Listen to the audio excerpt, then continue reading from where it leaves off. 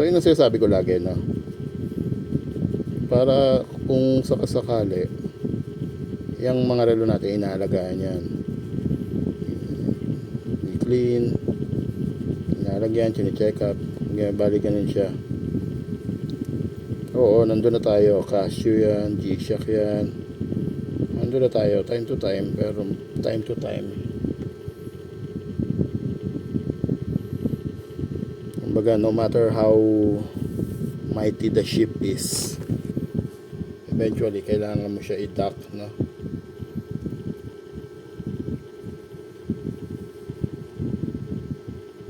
I-dock at i-recondition. So sabi ko nga, sinolar charge ko to, dinirexan ko, at feeling ko parang ayaw, no? Kumbaga,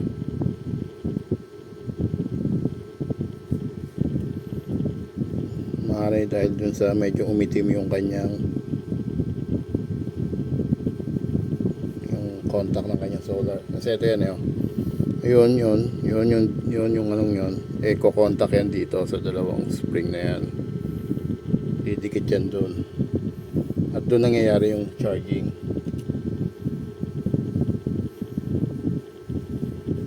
Sa light, pwede sa light, pwede rin direct sunlight.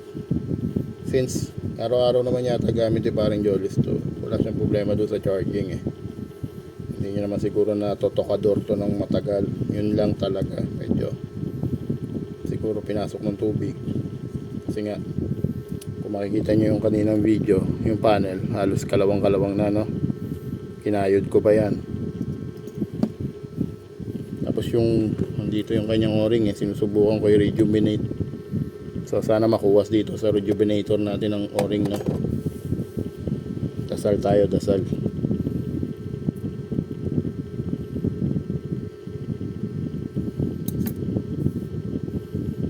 So ang gagawin ko next dito, lilinisin na natin since na-rep ice na nagana na yung mga button. Ang problema na lang dito is lilinisin na lang, kumbaga i-clean natin, no?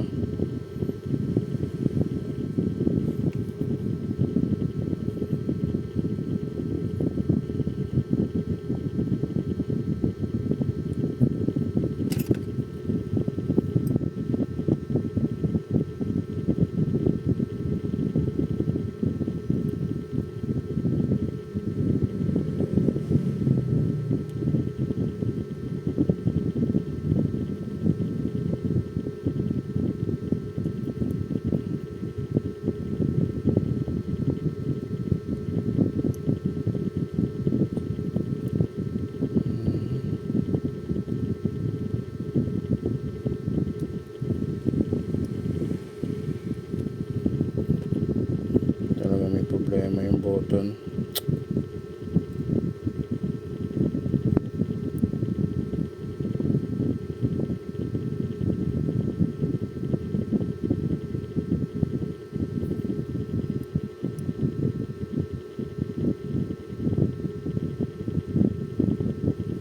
Subukan ko salpakan ng yung para may goma.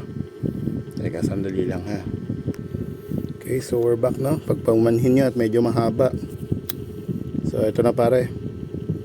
Bali na kasi yung spring mo dito. Ito yung spring mo dito. Kumbaga hindi siya spring, yung kumbaga buo kasi yan, di ba, ganun, tapos nabali. Ang nangyari, wala na siyang spring effect, no? Kaya ginawa ko, nilagyan ko na lang siya doon ng parang yung rubber foam. Makikita mo, pwede na mapintot ulit, no? Kanina paralisado ulit kasi hindi nabalik, hindi na uli ilaw pag pinindot mo kasi nga dumidikit na siya doon. Buti na lang meron tayong nakuhaan yung ito, yung rubber foam na tinatawag. So pinasakan ko lang yan doon. Ang gawin mo na lang, at ibibiling ko rin sa iyo to, wag mo masyado itong pindutin ng hard, ha. Soft touch na lang since medyo operado na ang iyong mahal na relo, no?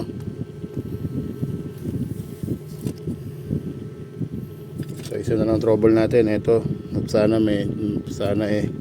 makuha sa babad. Pero nakakabili naman itong pin na to, So kalawang na siya at hindi na dun yan sa strap, sa buckle pin. So okay na, no? Kung titignan natin, okay na siya. Pwede na siyang ma-mode, no? Oh, yun, no? Ay, mali naman kita pala. Oh, yun, no? Hindi na paralisado. Kanina paralisado yan. So ang gagawin ko, lilinisin ko muna bago ko siya i-set up sa time, para may sara na rin to. Yan, ano ko pa may certain number of minutes pa kung para may babad, medyo mamaga sana ng konti yung iyong o-ring o yung rubber gasket, no? At kung sakasakali ipa-flooded ko to ng silicone yung area yan, para kahit papano pakita ko na rin sa video. Mahaba to, gawin ko na lang part 1 part 2. So ipa-flooded ko to neto para paglagay nung yung goma is maka-gain ng seal. Ito yung ginagamit kong sealant. Medyo ano naman ako dito, medyo subuko na naman to kasi meron akong G-Shock. Maluwag yung isang tornilyo, hindi na siya nasisikipan. Alam ko na, mention ko yun sa isa kong video maluwag yung kanyang tornilyo. So syempre, ibig sabihin hindi na siya ganun ka tight, no? Ibig sabihin hindi siya masyadong sealed tight. So ang ginawa ko, nilagyan ko ng ganito. Tapos tempo yun, may outing kami. By the way, ito yung rubber foam mo. Ay, lumipad na. Hindi pa ng electric fan. So nag-cut lang tayo doon, no? Ng rubber foam. Ayun, no? Sa area yun, sa speaker, for us to, para mag-gain natin yung pindot ng ilaw mo. Kasi nga nabali kanina nung medyo inaalay na natin. So yun nga ang problema, kaya paralisado, no? Yung ilaw mo, kasi nakapindot siya all the time. Kaya yung lahat ng buttons mo is paralisado. So ito kasi medyo yan, no? Sabi ko nga kanina, pinakita ko kanina, di ba? Pinakalawang at medyo chipit na rin, no? May area ng kalawang, kaya nilinis ko pa tong o-ring na to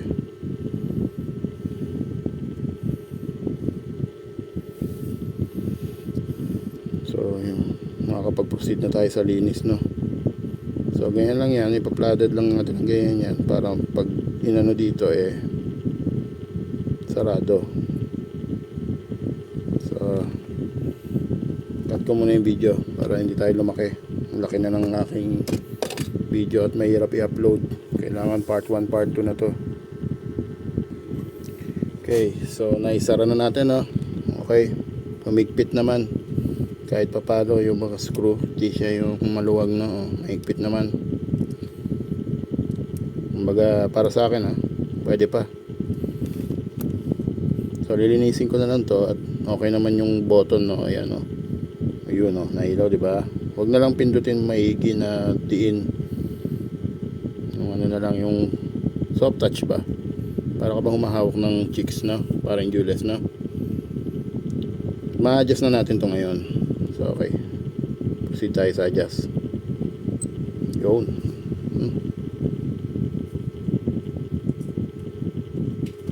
Hindi yata ako naka home time, Yun. So proceed tayo sa adjust.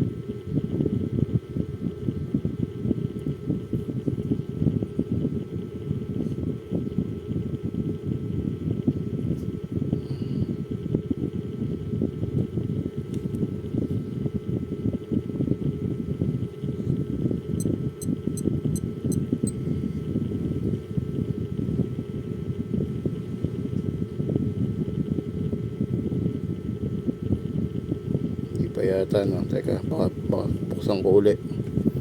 So pause natin, ha. May problema pa pala yata to dun sa button. So okay, no? Take 2. Napahiya tayo medyo kanina, no? Ayaw mag-adjust. Yung pala, yung button uli, bumabalik ulit sa dati. So ayun na, soft touch na lang kasi tayo dito ha. Gawa nung nabali na nga. Ano ngayon, okay na. Okay na, no? Nag-adjust na, no?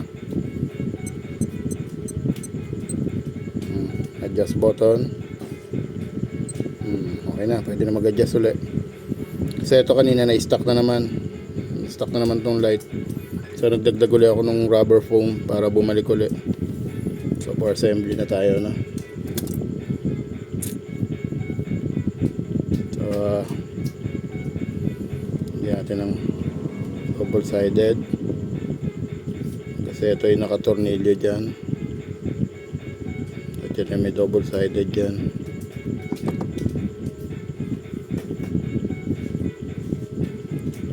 So ito ay medyo okay pa naman. Pwede pa.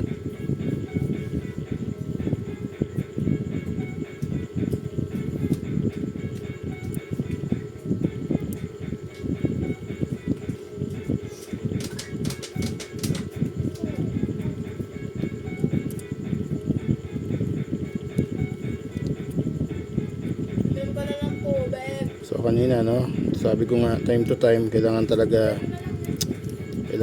medyo iingatan din natin sila, no, kasi pag hindi natin iingatan ganun din. Although Casio yan, yes, branded yan, siyempre kailangan pa rin nila ng proper care, maintenance, no.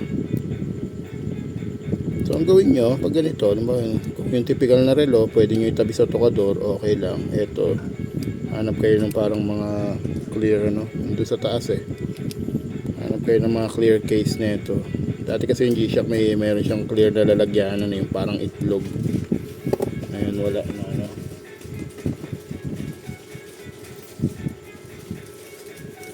Mag-secure kayo ng mga ganito, oh.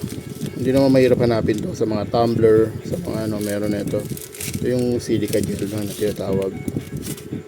So diba, ginamit nyo yung relo, oh. Face down nyo lang muna. Face down nyo saglit. Lagay nyo to. Umuulan na naman, no? Umuulan na naman, no?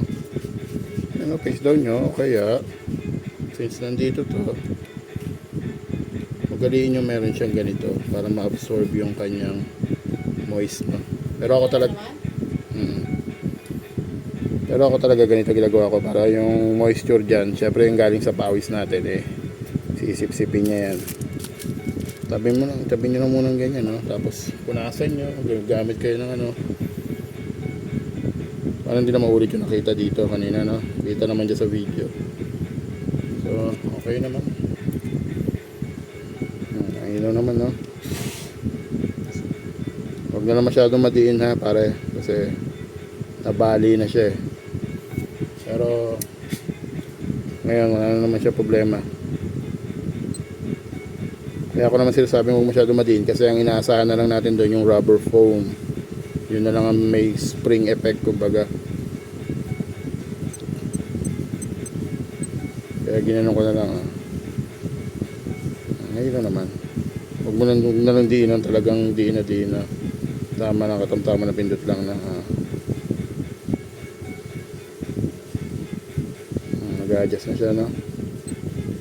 Pahiya tayo kanina, no? So direct take 2, no?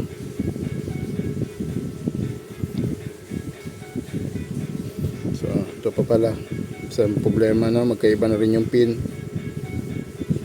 Bagay, iba na naman kasi ito, magkaiba yung pin, no? Kanina sinubukan ko ibaliktad, hindi pala pwede. Ito talaga sa long strap kasi medyo may pagkabusal na rin yung naandoon, yung receive, yung. At ito ay medyo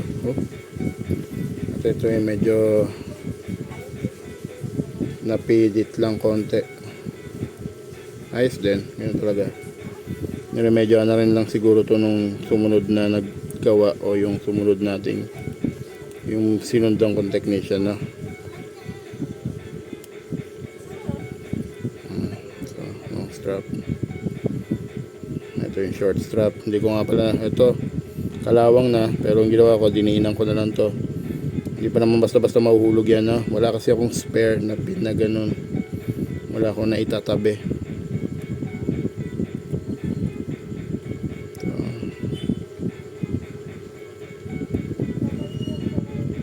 Kakabit natin Sa gayon.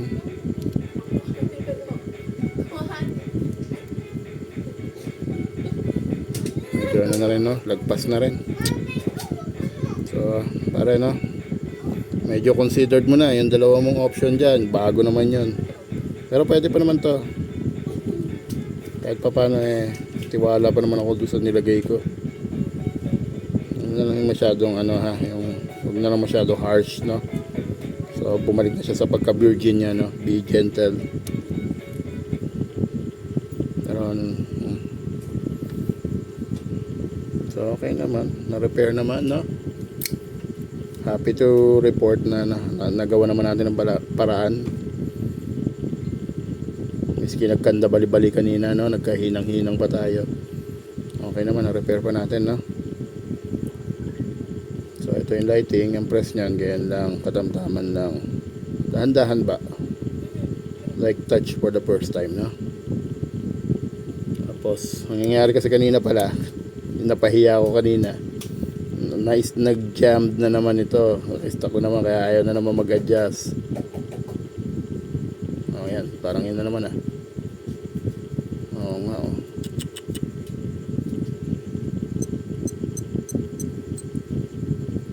Nag-jam kasi minsan. Kundi dadagdagan na dito.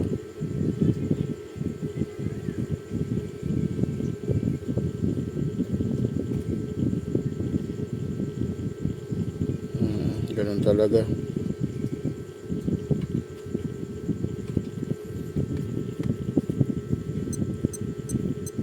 Buti hindi na paralyze kahit pa paano. Yung adjust lang talaga, no? Hindi yata pwede sabay ito. Ayun, okay naman pala. Hindi ko na nadidiinan maigi. Ang mga buttons niya kasi medyo ano na. Ayun, okay pa. Ganyan talaga, medyo operado na, no? Isa pa. Kailangan may tamang din, oh. Tamang din siya.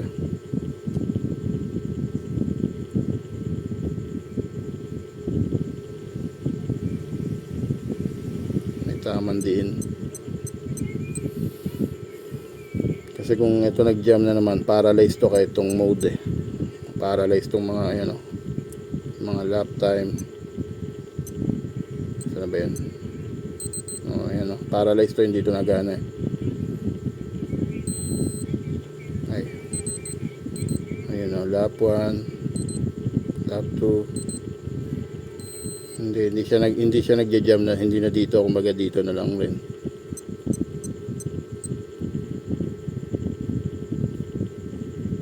Hindi lang nadidiinan ng tama. Kasi okay naman yung light natin, eh. Kanina ayaw kahit nung the first hindi talaga nagla-light nung una, no?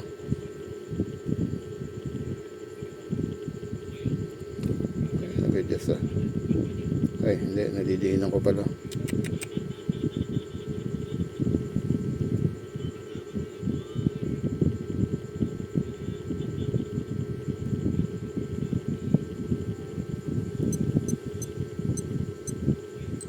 Hindi na nagja-jam, eh. Kasi kung yung pa rin ang problema, dapat to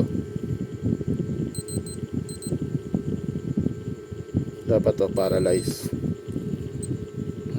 Yan, oh. Dapat to paralyze din. So hindi lang talaga nagkaano.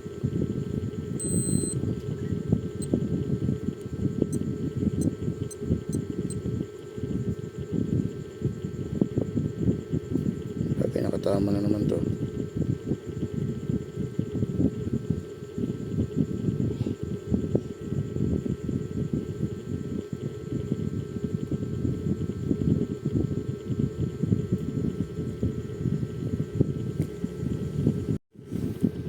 So ayun, okay na guys. Parang Julius, okay na rin, no?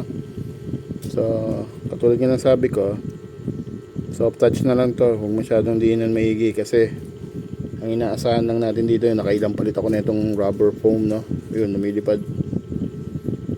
Ilang palit ako na itong rubber foam. Dito na lang natin iaasa yung kanyang spring, no? Yun, may ilaw naman. Yun o, nailaw naman, di ba? So pag nagja-jam kasi to, mangyayari, mapaparalyze niya to, yung mga button. Mapaparalyze niya yan. Yun, di ba? Lalong lalo na yung adjust button na kung saan kailangan natin i-long press. O, yun. So nag-adjust na, no? Once na naka-jump to, kumbaga nakapindot siya permanent, hindi gagana to. Actually lahat, di ba, hindi na gana to nung una nung hindi ayaw mag-mode ngayon okay na. So yung lighting, let's say pag nagla-light ka, masyadong diinan kasi rubber foam lang inaasahan natin dyan, yung ganito, yung malambot na para bumalik siya.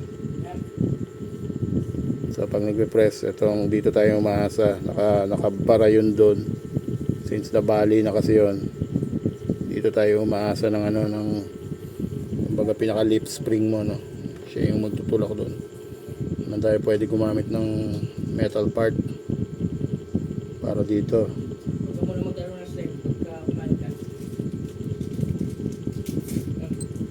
So yun, nagana na yung adjust, no? Pwede ka na mag-adjust ulit.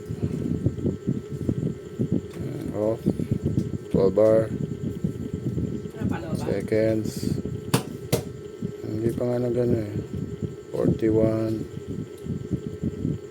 So observe mo na nga pala muna to, no?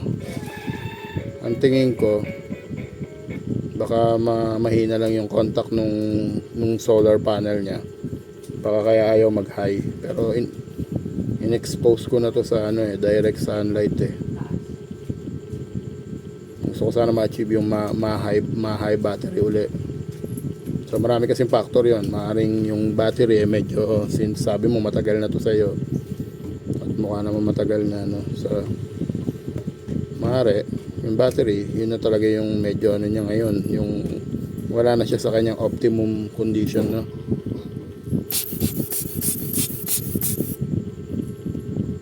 Medyo na siya, na weary na siya. So again, ako may magpapalinis dyan tulad nito, papa-repair, no? Pa-approach lang kayo sa akin. Let's see how can I help you, no? Para may video lang ako kasi naka-ship na ako sa mga ganitong videos at medyo binitawan ko na yung traffic video, no? Kasi medyo technical at hindi ko masyadong kaya maintain. Hindi katulad nito, dito lang. Problem lang nito, hindi araw-araw may nagpapagawa. Nag-adjust na, no?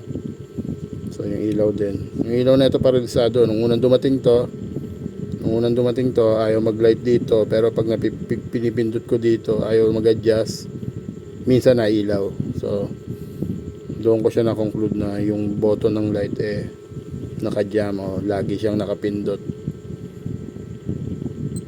Paralisado kasi yan dati. So yung mode ayaw din.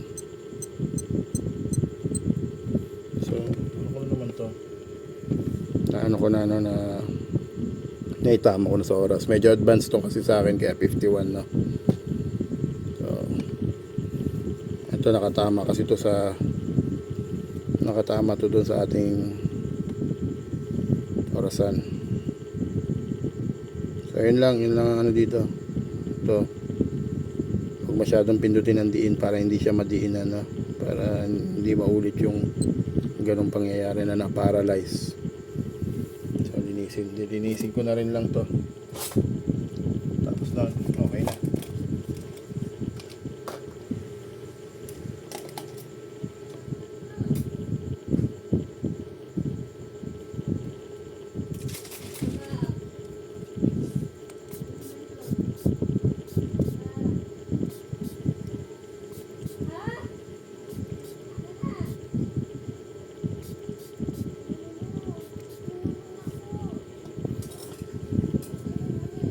BS1, no? Ang ganda yung BS1 na yan, nakakapagpakintab. Ganda siya sa rubber, leather, synthetic. plastic. Water based, no? Rubber, plastic, vinyl. So ito, tulad na ito. Hindi naman ito masyadong hindi naman ito masyadong tulad na sinasabi. Ay, arte naman. Hindi naman. Punasan nyo lang, pataas nyo gamitin. Malaking bagay na yun. Tapos ito nga, binibigay ko tip sa inyo. Effective to. Ilan yan yung relong minimaintain ko. As of now, okay naman.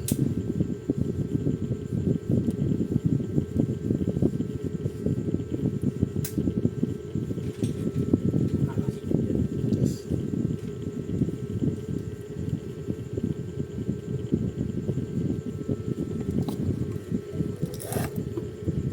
So okay na, no? There you have it. Nailaw na yan. Nung una dito nailaw, dito nailaw din. Sa Pilipindot, pero hindi kagad pag yung ginaganon mo. Pag na-tempo mo, hindi rin siya nagmo-mode. Dito nailaw. Hindi siya nag-adjust, ngayon nag-adjust na. Oh, yun, diba? Nag-adjust na siya. Ba? Okay na. Thank you sa pagsama. Thank you sa panonood. Keep safe. God bless.